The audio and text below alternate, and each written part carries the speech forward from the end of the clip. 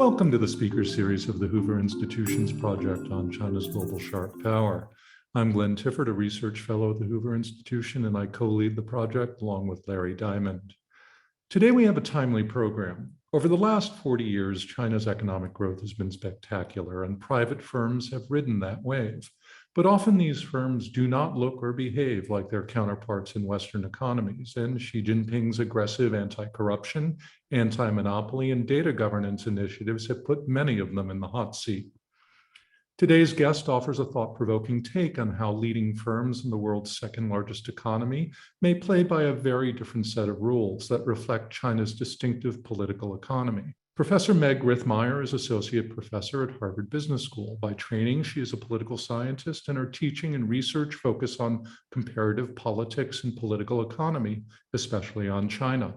She is the author of Land Bargains and Chinese Capitalism, The Politics of Property Rights Under Reform, published by Cambridge University Press in 2015, and a suite of influential articles, including the one that she will be presenting today, which is forthcoming in the China Quarterly.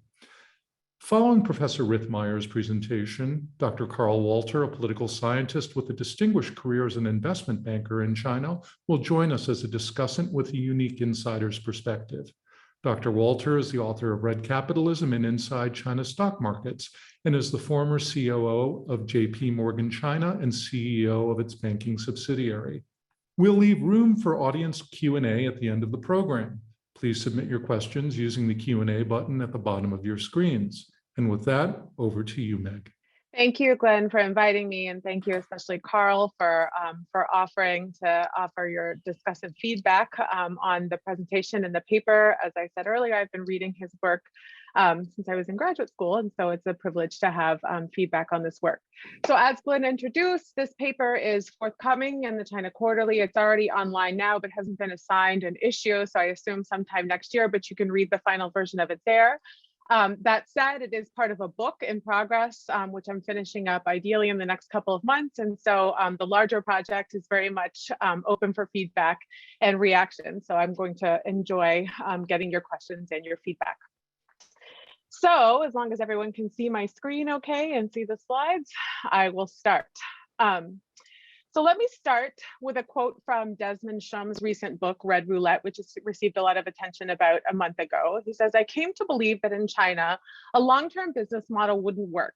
I began to understand what some of my entrepreneur friends had been telling me all along. The smart way to do business in China was to build something, sell it, take money off the table, and go back in. If you invest $1 and you make 10, you take 7 out and reinvest 3. But if you keep 10 in, chances are you'll lose it all." And I want to take that quote, and then we keep hearing about this crackdown that supposedly started last November with the suspension of Alipay's IPO, and talk about an earlier crackdown that began even earlier than that, around 2015, 2016. So a tale of 4 business moguls. You'll see here, some of you may be familiar with these individuals, some of you may not be. So on the top left is Li Yifei, a hedge fund manager in China who's quite famous domestically. She was detained in 2015 during the stock market crisis, where her husband said he didn't know her whereabouts. She later tweeted that she was doing meditation in a mountain retreat, but was probably actually detained by authorities and forced to give information about how exactly stock markets were working and the financial crisis was proceeding in 2015. And on the bottom right here, you see Guo Guangchang, who's the chairman of Fosun. He's popularly called China's Warren Buffett. And he was detained several times between 2015 and really 2017, released each time, and continues to helm his company, as does Li Yifei in the top left. But on the top right and the bottom left, you see 2 figures who have had very different experiences in their interactions with the CCP, the Chinese Communist Party, in recent years. So on the top right is Xiao Jianhua, the banker to the stars in China, who is a long-time affiliate of the CCP since his college days after 1989, when he opposed the student movement that year. He was wanted for years, absconded to Hong Kong in 2014, and was finally, I'll say kidnapped, but in fact, apprehended at the Four Seasons in Hong Kong in 2017 over Chinese New Year. He's still in state custody. His large and influential empire, the Tomorrow Group, which I'll say more about later, has been essentially nationalized, disbanded, taken for parts. And he's still not been formally charged with anything, but has yet to appear in public. And the man on the bottom left is someone I think everyone knows, Mr. Guo Wengui, who is in exile, was in exile in New York City for a long period of time, has now had run-ins with the American state, wanted in China, now wanted in the United States, and has been, as we say, singing like a bird from a penthouse in New York City, where he's been telling all kinds of tales on YouTube about all kinds of people in China, half are true, half are untrue. But in any case, what you find here is 4 people, all of whom have been kind of close to authorities in China. Half of them, however, have become fugitives or in custody of the state, and the other half have had these run-ins with the state and yet allowed to live on. And it presents a sort of puzzle, which is, why have we had these kinds of crackdowns happening? They, again, predated 2020. And why do we see some people faring all right, interacting with the state and finding themselves okay, like Guo Guangchang, whereas other people, and we could think about Hainan Airlines, we could think about Anbang Insurance, these are companies that have essentially been bankrupt, nationalized, or whose founders have been in prison or in the ground, as it were. And so my take on this is to help us understand what exactly some of these business systems are. And as Glenn sort of suggested, my view is that they're very different from firms that we might find in other systems, and even within other developing countries where we are still likely to see these large business groups and conglomerates that are vertically integrated as a way to manage risk. And I call these mafia-like business systems, which I'll justify in a few minutes. And it's quite a provocative way to think about them, but I think an appropriate analogy for a number of reasons. But if we look broadly at China's political economic trajectory, we've gone from this assumption that the state and the private sector are very much cozy, crony kind of communism or crony capitalism, whatever you want to call it. But Chiang Kai-shek has called special deals and profit sharing, according to the language of Yun Ang, which is that basically state and private sector are working together to capture gains in a way that's mutually beneficial for each other, but also has generated a profound level of economic growth in China. And so these special deals, so private entrepreneurs are relying on these special particularistic relationships with politicians and political elites in China to circumvent the formal institutional system, which is pretty hostile to private business, to this idea that now that relationship is quite acrimonious, as I've shown in some of the examples I just put up. And so this question of why do we see these quote unquote unfaithful friendships, and what does it mean for state business relations in China? And so, as I said, my area of focus is not to characterize the entire private sector economy in China in any way or another, but to instead focus on one particular type of firm, these large conglomerate firms that I will argue hold more in common with organized crime than they do with other conceptions of a firm. So let me first say what I don't mean. So what is a mafia-like business system? It's not an actual mafia in the sense of organized crime that's designed to basically operate via violence and only in illegal business, like kind of vice businesses, right? But instead, it's legal business that's focused primarily on actual extortion rather than revenue building or profit making, but it is engaged in legal businesses. And so here you can see, and I should have mentioned at the outset that this particular paper is co-authored with Chen, who is a professor at Schwarzman College at Tsinghua University and can't be here today because of the profound time difference, but was instrumental in many of these ideas and in the research itself. And so we think of mafia-like systems as a subset of large business groups, right? And you can see the conceptual distinction in the different columns in the table here. So we see large business groups and countries all over the world, especially in developing countries like, I think of counterparts to the Philippines or Indonesia. And what their objective is to seek revenues or profits through rent seeking, right? Sure, they're corrupt. Sure, they try to capture rents and they try to stymie and the development of even legal foundations and rely on their particularistic relationships with elites and erect high barriers to entry to other firms, right? But their goal is still kind of business goals, is seeking market share, seeking revenue that we would identify. Whereas mafia-like systems are in pursuit of the personal wealth of shareholders through plunder. And I'll say more about plunder later. Their organizational structure differs. It's not just a conglomerate or a group. Some of them are pyramidal, these kinds of business groups. But when you see mafia-like systems, they're more web-like and obfuscated, which is difficult to understand the extent of these systems. And the structure of the businesses themselves are designed to actually obscure ownership and obscure related party transactions, which I'll say more about in a moment. Their internal relations are based on interpersonal threat, so impressing employees above and below, right, within the system in kind of relations of what I call mutual endangerment, which is the same relationship that they share with political elites, meaning not only mutual benefit to one another by generating personal wealth, but also I'm impressing you into my system in order to threaten you and ensure that, in fact, you will not reveal information about me, because to do so might produce your own demise, since you are also mutually implicated in this kind of relationship. So I'm going to talk about two organizational principles, which is obfuscation and plunder, and then talk about the practices that characterize these businesses within the Chinese political system. But first, let me show you some data, which here is a little bit poorly organized, but let me explain it. So over the last 5 or 10 years, we have made extraordinary progress in social science and in the business community in understanding the structure of the Chinese economy and collecting more data on the Chinese economy. And so interestingly, How and I started working on this 4 or 5 years ago, when it was quite onerous to get the corporate filings and trace ownership of Chinese companies up the corporate hierarchy. Now it's much easier to do that with the advent of certain databases like Wind and others. But in any case, what we did here was took a sample, a convenience sample of Chinese firms, random numbers of Chinese firms.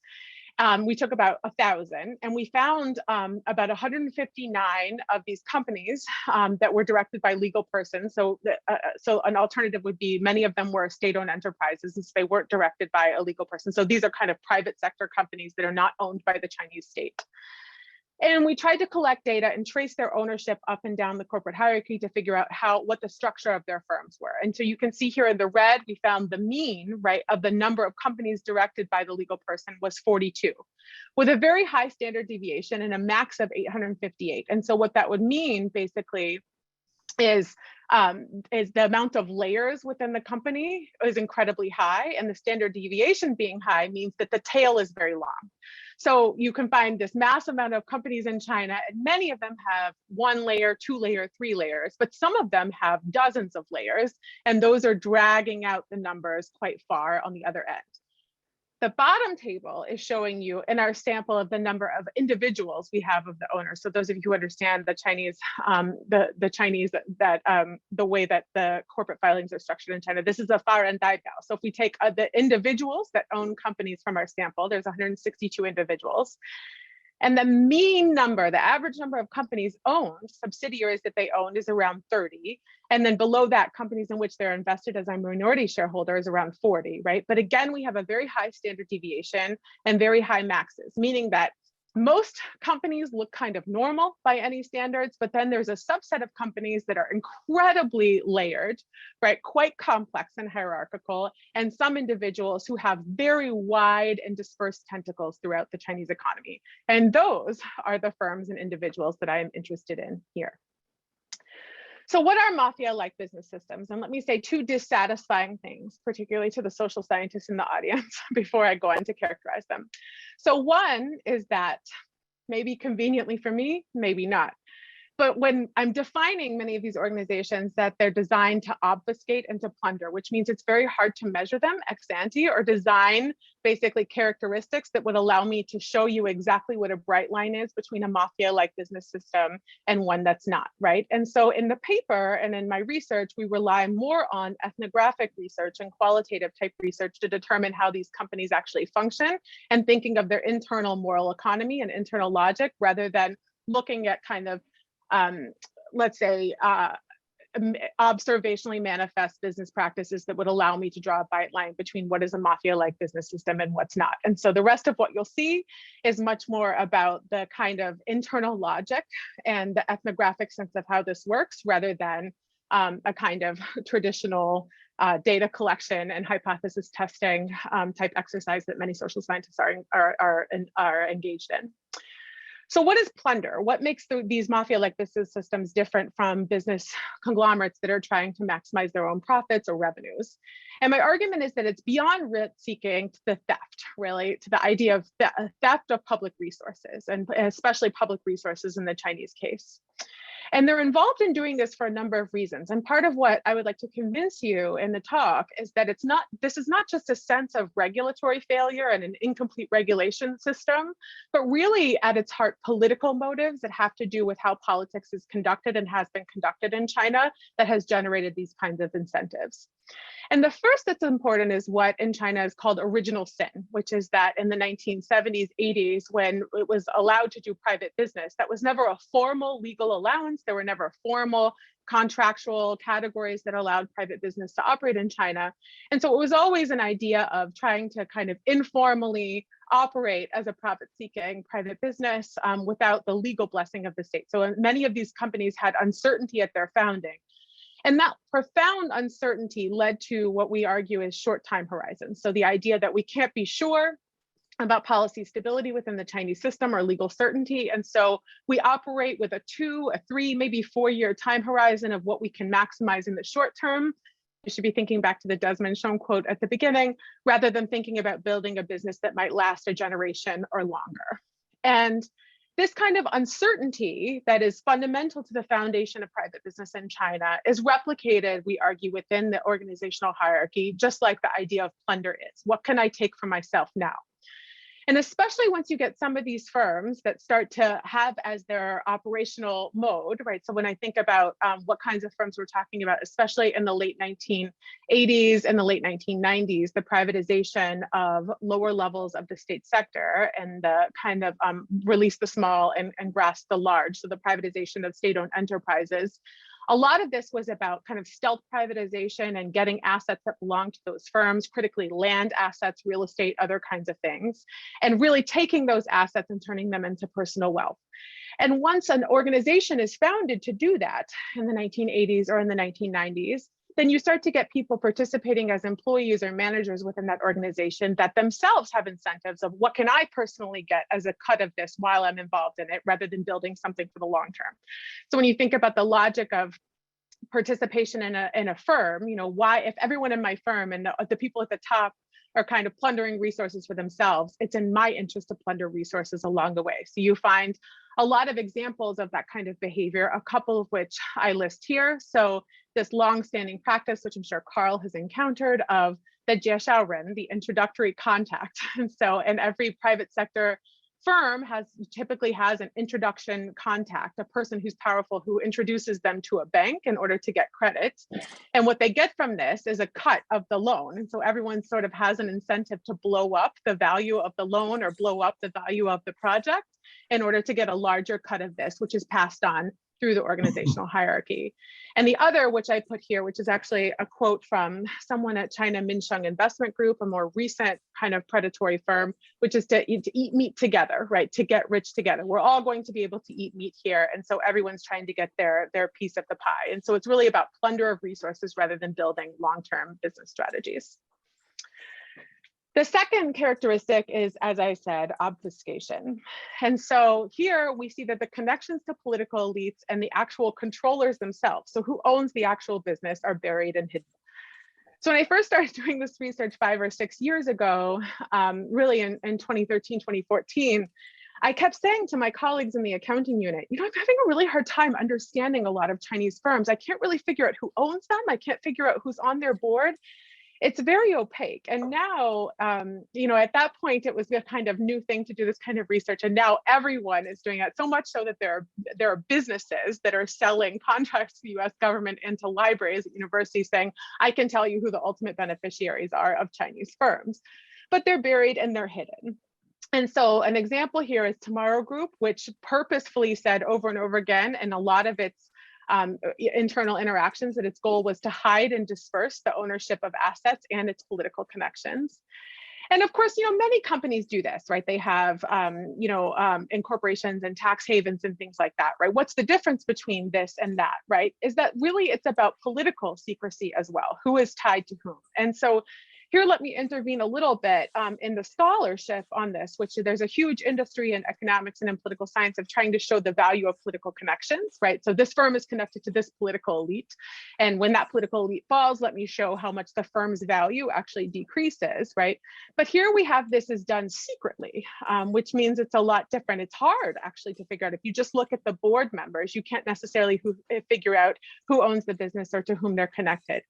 But the secrecy imbues information with the value of a weapon, right? So when you think about this puzzle I presented with why do some business tycoons fall and others remain in place, my hypothesis would be the ones who remain in place know quite interesting things about people who remain in place politically, and it's not quite easy to go after them. And so when you have this obfuscation, it creates secrecy and information that further distorts how resources are allocated and makes the entire project of business and state connected together, and it's difficult for the state to go after business people, especially when they still have political elites that know things about other political elites who are still in power. So just for an example, why is it that it took 3 years? So first of all, why is it that Xiao Jinhua knew he had to go to Hong Kong? Someone tipped him off. And why is it that it took 3 years to capture him? Probably because the people in power who were still tied to him had to be neutralized before they could actually go after him, would be my hypothesis. And of course, the obfuscation facilitates plunder. So this is again a quote from Tomorrow Group's internal kind of discussions, which is they tried to distance related party transactions. So you list this kind of firm, which seems like it's not connected to you. You use that vehicle to, then buy out other parts of your firm. And through doing that, you expropriate minority shareholders, you list something in the IPO, and you funnel those resources to a privately controlled business, which it doesn't seem like is a related party, all of which facilitates this plunder. So let me just show you a little bit of structure from some of the research. This isn't in the paper, but is in the book that's ongoing. So just 4 of these so-called gray rhino groups that Xi Jinping started to go after in 2016, 2017. These are corporate structures you just really wouldn't find for large conglomeration firms, even in other developed economies. And again, this is only a kind of crack at the surface of what we've been trying to do, tracing these corporate profiles up and down. I exclude here things like regional subsidiaries because I wouldn't see that as part of an unusual corporate pyramid. And I'll show you a little bit about Evergrande later, which is quite surprising, I think, in how large it is. So let me talk about 2 practices and then Xi's crackdown in context, and then I will turn it over to Carl. So what do these business systems do? So I told you a little bit about how they're organized, their organizational principles, but how do they engage and what's new about these business systems? And so the one concept we put forth is the concept of mutual endangerment, right? Which is when we think about corruption, there's many types of corruption, and people love to call, cozy state business relations and cronyism, right? And that's kind of one thing, but it doesn't describe why sometimes cronyism generates massive amount of economic development and seemingly loving relationships or faithful relationships between tycoons and political elites. And other times, cozy state business relations fall into this trap where then you get a kind of mutual movement against one another, where some tycoons are defecting and singing all kinds of bad songs about the CCP, and others are kind of on a catch and release basis with the state. And what mutual endangerment is, it's a hostage holding through investment in illicit dealings. And so here, I don't think I quoted in this presentation, but John Osberg has this wonderful book called Anxious Wealth about private sector business elites in China. And he has this great quote where he says, basically, this one guy says, the number one thing you want to do with local level political elites is not really take them to dinner, but take them to a brothel. Because then you know that they've done something bad and they know that you've done something bad and you're both in it for life. And that basically captures the lower level essence of what I mean by hostage holding and mutual endangerment.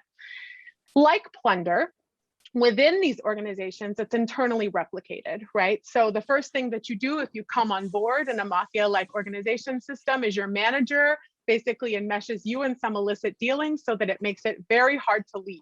Again, very similar to a mafia system. So he has something on you, you have something on him. And so you're kind of forged in your loyalty to this organization, all of which happens on a kind of unfaithful and forced basis rather than any kind of, actual loyalty. But critically, when we think of hostage holding, we think of this as a stable equilibrium. But my argument is that it's fundamentally unstable because each party is constantly fearing the defection of the other and is therefore incentivized to hedge.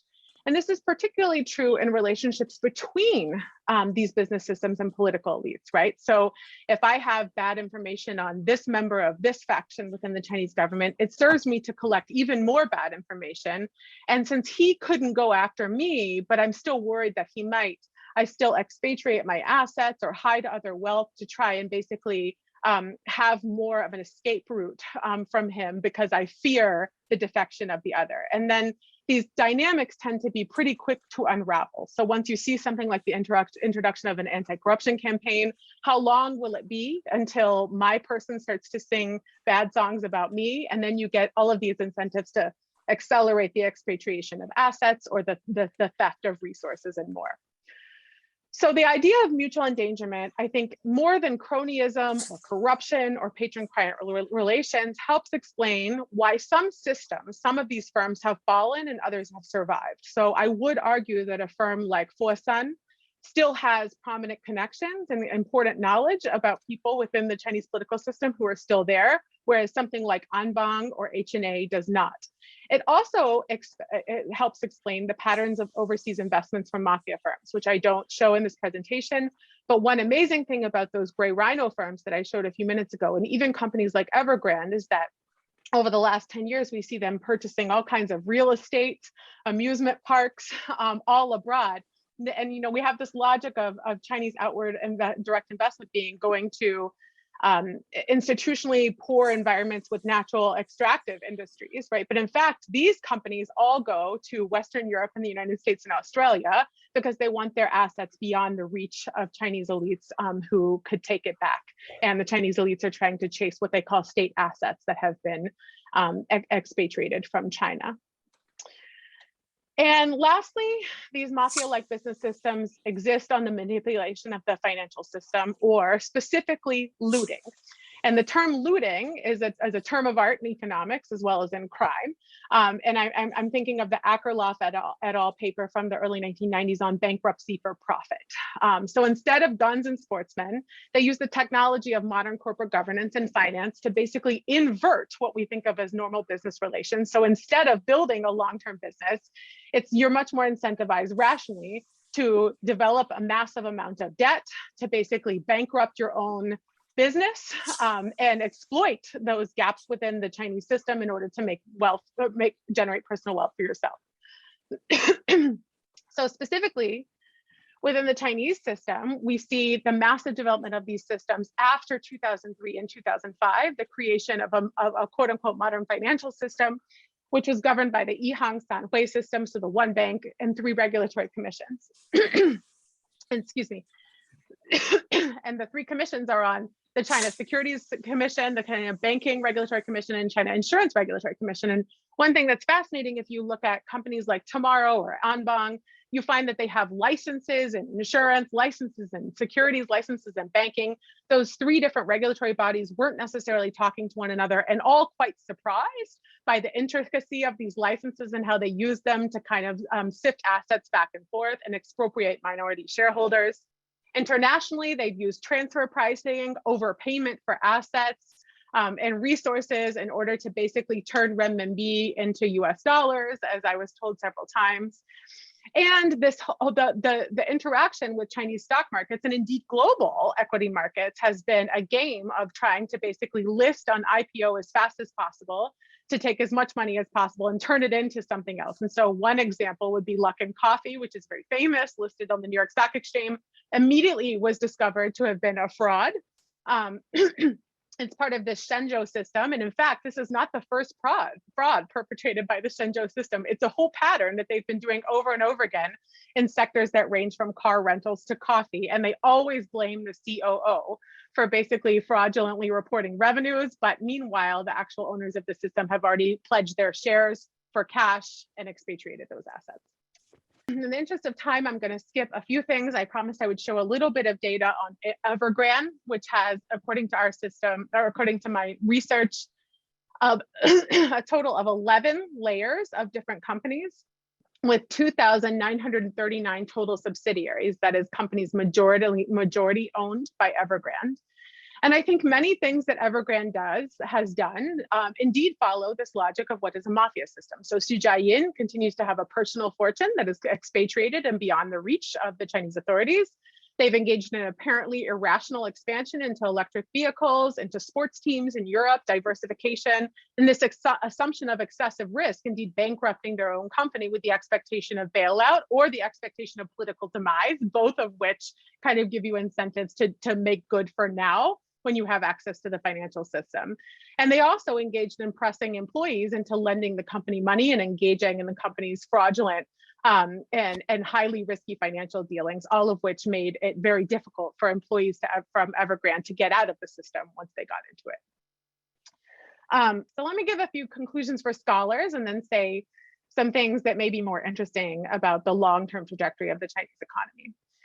So first, when we find this structure of companies, right, this unit homogeneity assumption that's embedded in work on Chinese firms may not be reasonable. So a typical economics or political science paper on Chinese firms would say, oh, we surveyed firms. But what is a firm when you think of a Chinese economy that's constructed in this way? And the flip side of these mafia systems, which are so large and intricate, might be state-owned enterprises, which, papers that have looked at the corporate structures of those have found that they average in 17,000 subsidiaries in the Chinese economy. So when we survey a single firm, what is a firm if it's connected in an embedded network that's that hierarchical and that opaque? And so we may need to rethink some of the core assumptions methodologically on how we do research on the Chinese economy. Secondly, more conceptually, is that disentangling closeness as trust and cronyism from a more acrimonious nature of relations. So here we think of closeness to the state and cronyism, right? They're close to political elites. But I think we have to fundamentally realize that a lot of that closeness is not based on trust and co-optation, right? It's based on distrust. I get closer to my enemies in order to protect myself. And so conceptually, when we think about what the long-term consequences for political and economic stability are, those are really two different modes of state-business relations that should be disentangled. And lastly, my view is that all of this is made possible by what we might think of as the edifice of a modern financial system, red capitalism in Carl's language. Smaller scale firms like this are kind of a feature of Chinese political economy. And we find them all over China, but they don't intend to be this big and this systemically risky. And only when China started to develop massive investments in equity markets, access to the to credit for the private sector and to bond markets, did we see the development of these kinds of behemoths. And so it's intimately related to the adopting at least the edifice of a modern financial system without that regulatory framework. Moreover, I would like to argue that these firms have been a key part in a shift of China's political economic model from kind of state capitalism or market socialism to what my co-authors Kelly Tai and Margaret Pearson and I have called in various publications party state capitalism in China, which differs from this kind of state ownership at the commanding heights to think about state ownership as diffuse and widespread. And the benign neglect of the private sector has become a party's role in corporate governance, even all the way through different sectors in China and firms of different size. Instead of special deals, we find a security approach, right? Securitizing the state's role in the economy. And instead of growth as the bottom line, it's really regime stability as the bottom line. So it's an entirely different kind of logic of a political economic system, which is brought on by many things. So I say here what caused it, many things caused it, right? One is a generalized threat perception. We know the CCP is paranoid, it's always been paranoid. Some social unrest, the color revolutions, Arab Spring all generated this threat perception.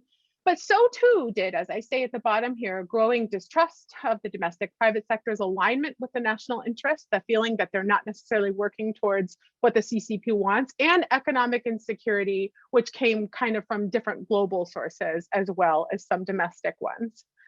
So what is this? We see basically the securitization of economic issues in China. So a suite of new laws with which many of us are familiar, intelligence, cybersecurity, national security in various forms, which have brought things like financial stability to the level of national security in China, as well as a massive expansion of state finance in the non-state sector. And many of people have looked at this only as a feature of industrial policy and technological competition with the United States.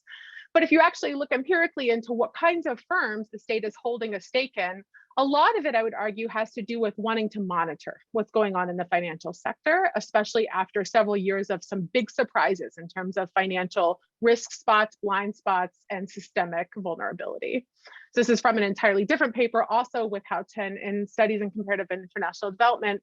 And I won't have time to explain this very much, but looking at basically the rise of central shareholding and local shareholding organizations and their investment in firms that are beyond state majority owned. So really in quote unquote private sector, generating these blurred lines between state and society, which has generated quite a bit of international backlash.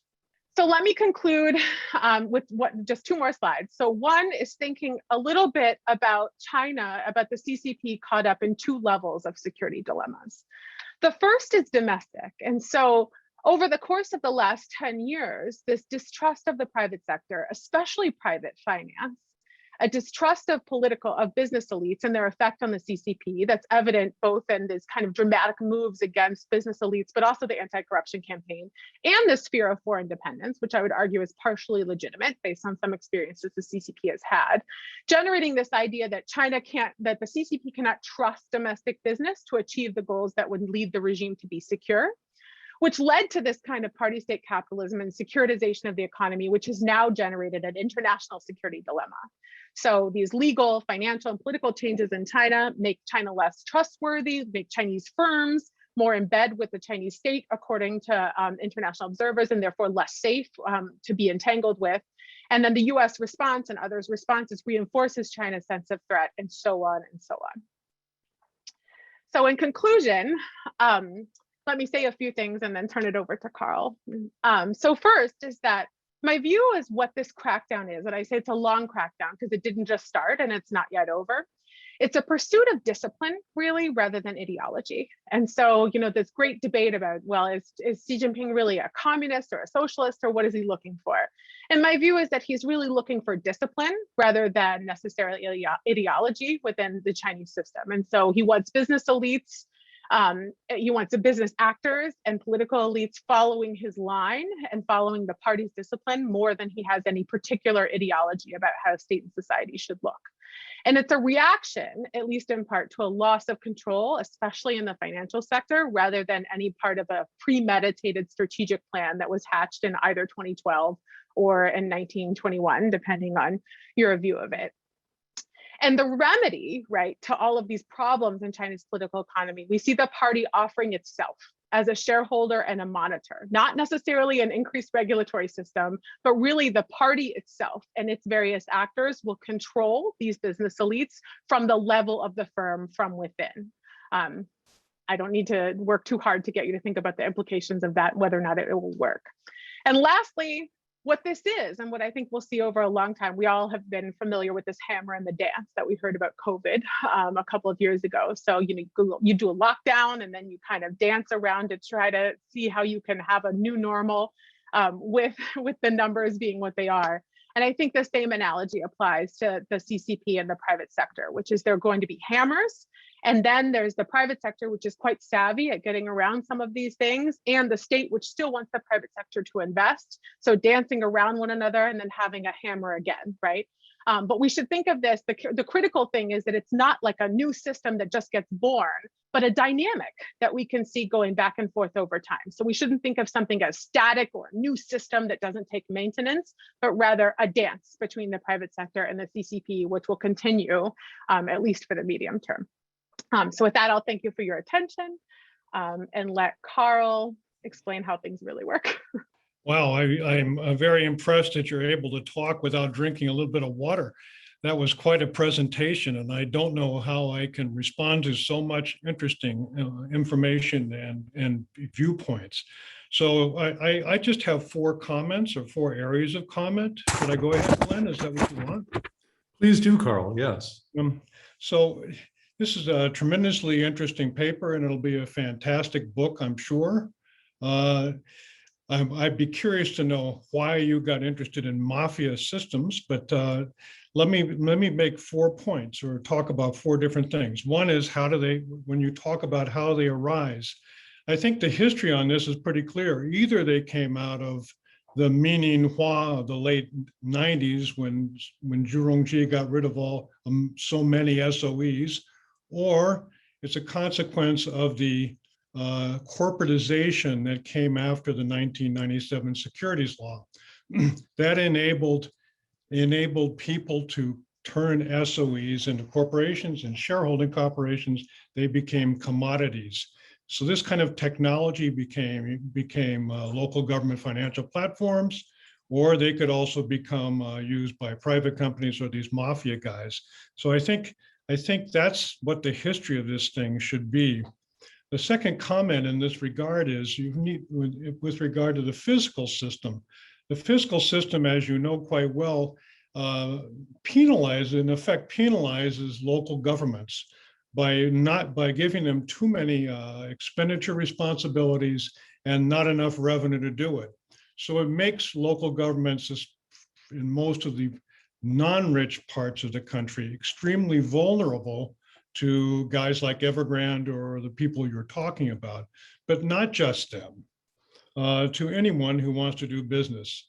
It was always my experience that you could have a lot more fun working in the provinces than trying to go to Shenzhen or Shanghai. And the second aspect of how do they arise, they talk about how these mafia groups or systems seek out political elites to get the kind of power to pursue their plunder and so on. But in my experience, it's really the case that it's the political elites that create these guys. You know David Barbosa very well. When we look back on his expose of Ping An and the Premier, that's what that's all about, as you know. And this Tomorrow thing, this is thanks to, I think, Michael Forsythe. We know who was behind Tomorrow Group. These are all top-down types of organizations. What's interesting about somebody like Wang Qishan is that supposedly has no family, no children, so he's clean. Maybe Guo Wengui has something to say about that. So I think they're elite support at the top. That's what Anbang is all about. Those are a bunch of sort of low-rent princelings who put that together. And with CMIG, if you've got the state council approving your company, then what else do you need to say? This is a central government type thing. And finally, in this vein, when you look at the data set that you present in the paper anyway, with 400 people, and you break it up, it's extremely interesting to see the SASAC, central SASAC, and local SASAC ultimate ownerships of these sprawling companies. And I think that's a case of parasitical, asset stripping, where you've got somebody related to somebody powerful in the company creating a way to get out of the company and strip assets out of it. So why do they arise? I mean, my comment here is really, I've always remember Audrey Donathorne talking about the cellular economy. And when I think back about China, you go from one county to another, one city to another, one province to another. You're really going from one guy's turf to another guy's turf. It reminds me very much of 2005, right after SARS in Beijing. The private car market just boomed because nobody wanted to ride public transport. So everybody went out and bought cars. They went out and bought cars and drove them to Tianjin, and the cars were gone forever. There was no linkage between Tianjin and Beijing except going through I guess, the Politburo.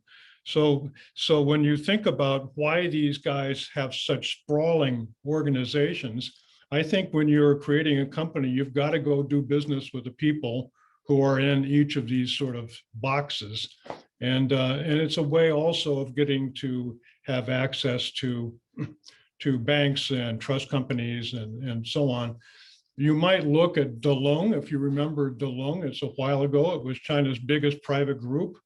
Caijing had a wonderful diagram of its organization structure. I think when you start thinking about these huge organizations like Evergrande, my God, then you really start thinking, well, are they really able to manage this kind of thing? But then I think, oh, JP Morgan has 350,000 employees. How did we manage that? And I think that's a good question too. So that's my third sort of area. So these sprawling groups in your analysis of the 400 or the 1,000 is something that's where I was interested to begin with. Because the question I always had was, well, we ran across a company once that we wanted to list in Hong Kong. But the trouble with it was a fake, it was a Jiayang Guizi, it was a fake foreigner. It was a joint venture, but it didn't have any capital because the capital was taken away by the local government.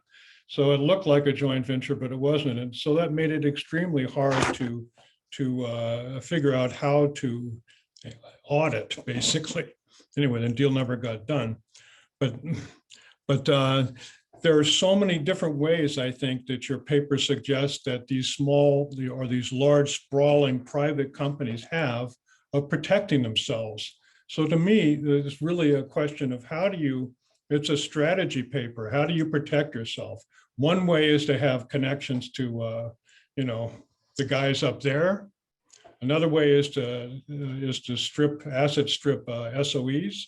And there must be other ways. That's what I was thinking about when I read your paper. And I understand your intention is different, but that was my reaction. And fourth, I read the paper and I say, well, where's the party in all this? Are you just being polite? You don't want to talk about I won't say Communist Party. I won't say the government either, because it's a group of guys. Where are the bros in all this? Because they're definitely at the heart of these kind of mafia groups, and also are the reason why the country, after all this time, has not generated any institutions other than the Communist Party. I would argue that the laws, courts, what have you, stock exchanges, banks, whatever, these are all in play all of the time. And it's because the party likes it that way. I totally understand one of your last comments when you're talking about what does party capitalism really want to do?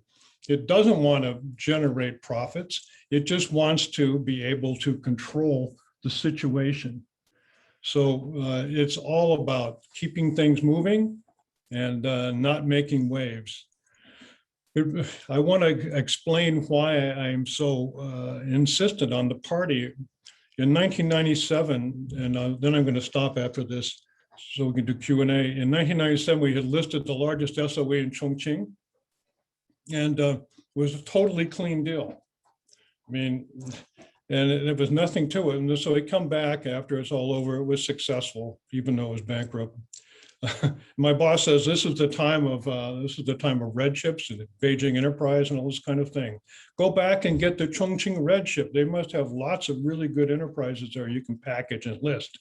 Well, they didn't. And even if I had, well, I did go back because I had to. And then we had dinner that night with somebody in the government who was helpful in our listing.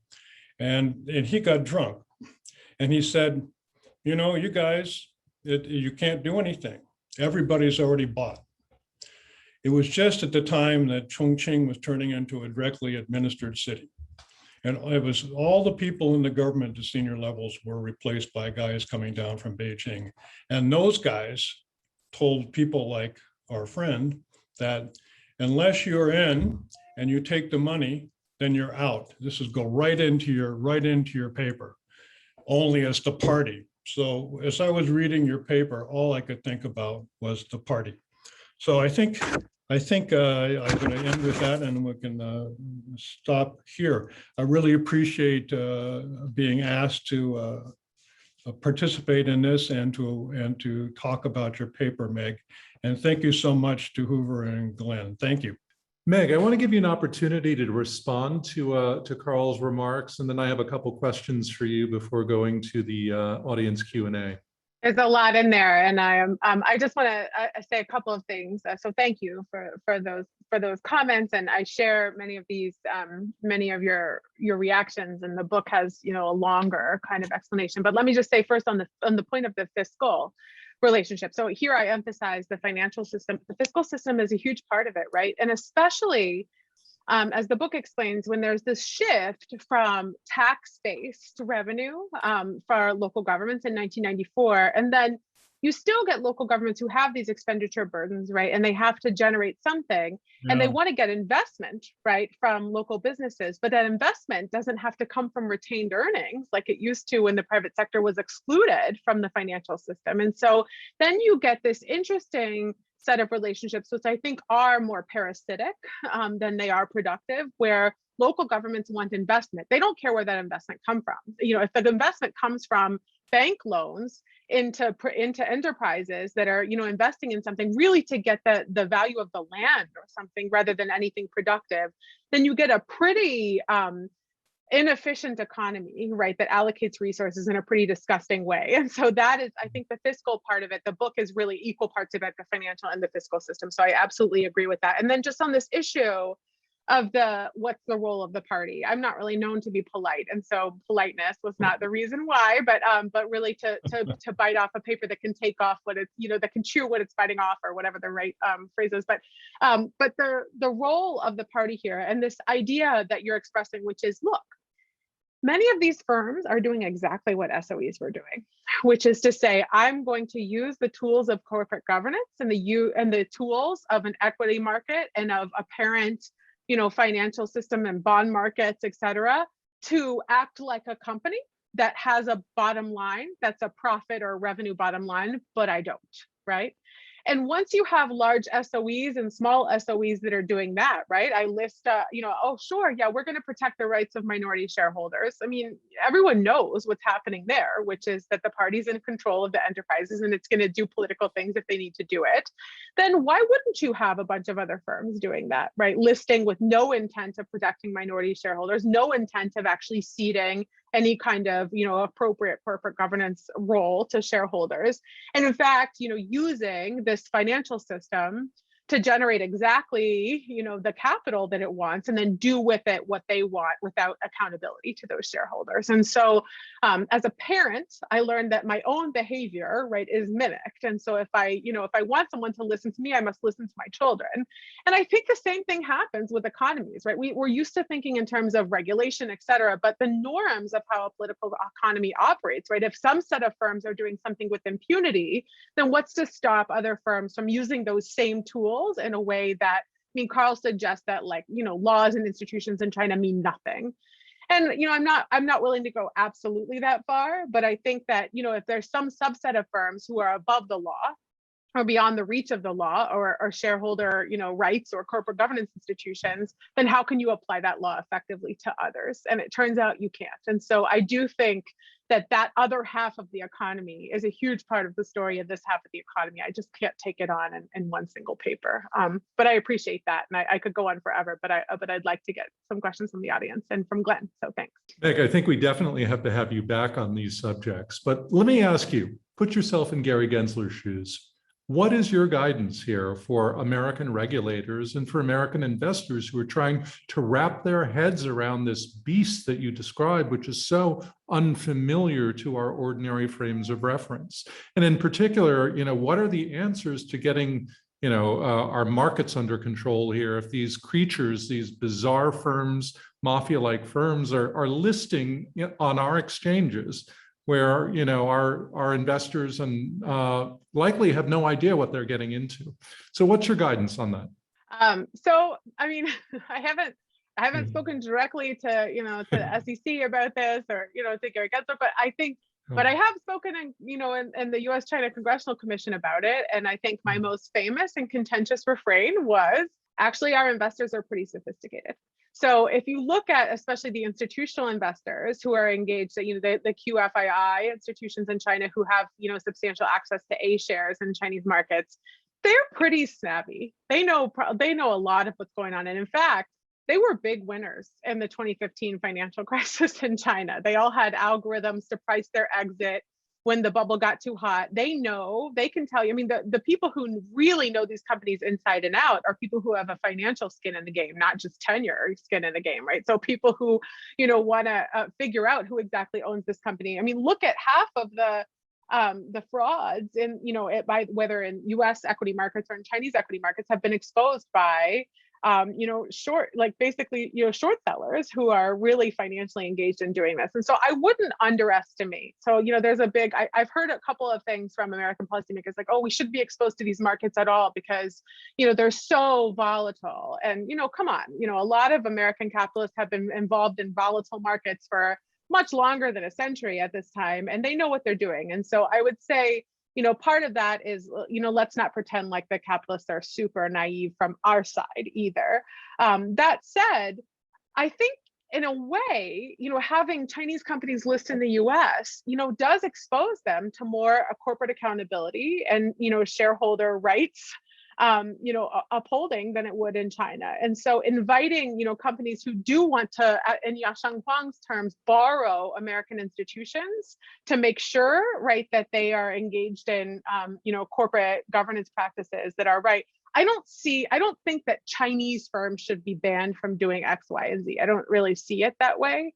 And instead, I think, what do? We enforce our own institutions. And so, recent moves by the SEC to say, look, unless you can prove auditing by firms that we recognize as legitimate auditors in the United States, you can't list on American exchanges. So that's the right answer. To not, make broad judgments. And it seems like I'm doing that. Make broad judgments about what Chinese firms do, but rather to say, look, we are very invested in our institutions, which we deeply believe in, that guarantee, corporate accountability, corporate governance practices of the highest standards. And we believe that as long as someone wants to follow those rules, they can follow those rules. But this question of, what do we do with financial flows to China is tied up in a bunch of questions of national security that are different from this. And to that, I would only say, we have to be very clear what we are talking about. So I have been in a bunch of conversations where people are saying, well, we need reviews of outbound investment to China. And sometimes the logic is to protect American investors. Sometimes the logic is to protect, not investing in Chinese invested military companies. Sometimes it's a preventing genocide logic. All of those may be worthy logics, but we need to be laser focused on what the policy goal is when we think about those kinds of instruments and not lump all of the problems into one. So national security versus it's a messy market, it's very different things. Fair point. I wanted to be sure to get to Curtis Millhop's question. I'm going to just quickly summarize it here. Much of what you've discussed is common in other jurisdictions: extremely complex, opaque corporate structures, close connections between business founders and politicians, and expropriation of minority shareholders. His question: Theory on organized crime suggests that the state may tolerate it at some level because it mitigates institutional weaknesses that the state hasn't been able to address formally. Is your story really about plunder or about incentives or opportunities created by China's institutional weaknesses? So I do not think that these are tolerated by the state as a solution to basically, this thing that, so I've learned a ton from Curtis Millhop over the years about a number of different things. And so I would say no. So the answer is not that they have been tolerated. It's not a kind of Charles Tilley type situation, nor is it I'm extending the mafia because I can't govern this region and so I'm allowing you to do it. That is not what I think. In fact, I think they're more in competition with the state in terms of having an economic system that's subject to the state's regulation. So I would say they are brown areas from the state in political science terms where the state can't govern them. I do think, of course, it has to do with problems of China's institutional weakness. They're able to exploit that, not solve it. So this Barry Weingast and kind of Li Jieliu argument about these large platforms solve problems of institutional weaknesses. I don't think they do that. I think they exploit institutional weaknesses in an unproductive way rather than a way that's generating kind of institution building in China. And I do think, yes, it's institutional weakness, but again, I really think the political incentives come from something beyond just institutions, right? So it has to be about the mindset of entrepreneurs in China and the mindset of capitalists and how they think about the long term rather than just what they can do, right? I don't really believe that the world, just offers that, institutions and everyone wants to exploit them as much as they can, right? It's more that over, what now is 70 years, right, of operating within the Chinese economy at whatever stage it is, people have learned that policy instability is a real thing, that campaigns have high tides and low tides, that they have to wear red hats and do all kinds of things, list themselves as foreign-owned enterprises when they're actually domestic enterprises. And so that learned system of what I call, following an early generation, adept assimilation within the Chinese economy is what we're seeing. So it's deeply political in a kind of affective and normative sense, rather than just an exploitation of institutional weaknesses. But I wouldn't say these are a solution or have offered themselves as a solution to institutional weaknesses. Instead, they're exploitations of that. But I appreciate the question. Fabulous. I have one other question that I want to get to before we close, and that comes from Matthew Lowenstein, who's a new Hoover Fellow here. And he wanted you to expand on the relationship between mafia-like businesses and politically motivated detention of business moguls. He asks, is it that mafia-like businesses are more likely to be targeted because they're monetizing political power, or is it just that the party state wants to discipline these organizations, or something else? So I would say the kind of targeting, the politically motivated detention of business moguls, I'm not exactly sure. Thank you for the question, Matthew, whose work I know well. And it's not, so when someone like Ren Zhichang is detained for saying nasty things about Xi Jinping's handling of COVID, that's a very different phenomenon than I think the mafia systems, right? Which I think is, look, the mafia systems over time were allowed to grow with impunity and build systems that generated systemic risk for the party state. And now the party state is going after them, but the going after is not very easy because there's all kinds of embedded interests everywhere and there's all kinds of hostage taking. And so it's not straightforward that Xi Jinping can just crack down on everybody all at once. Instead, there's a kind of dance to it. I think it's a different thing than saying, you said something I don't like, and so I'm going to imprison you. So all of these things are politically motivated, but I'm not sure if that's what Matthew sort of had in mind. And so I would say what we know when we're seeing a kind of mutual endangerment dynamic play out is when you see all of this cat and mouse game about delays and about, refusal to bring people, to charge them, those kinds of things. What this is, like the Anbang story and the HNA story, these are, which we won't get answers to for a long time about why the delays work the way they are, who really fell off what wall, those kinds of things. We won't get those answers for a long period of time. And I would say that's very different than the kind of, you said something I don't like, and I'm gonna take you into prison. Thank you, Meg. Thank you, Carl, very much for participating in this discussion. Meg, we'll have to get you out here in person soon to talk more about these issues. A fabulous tour de force presentation. I want to let you all know that our final event for the season is going to be on the 15th of this month, Eyes Wide Open, Ethical Risks and Research Collaboration with China, in which I'll be joined by my co-author, Jeffrey Stoff, presenting a new Hoover report on ethical risks in collaboration with China on AI, and Sophie Richardson will be the discussant from Human Rights Watch, along with Larry Diamond hosting and moderating. Thank you, Meg. Thank you, Carl. We'll see you next time. Bye-bye. Thank you. Thank you.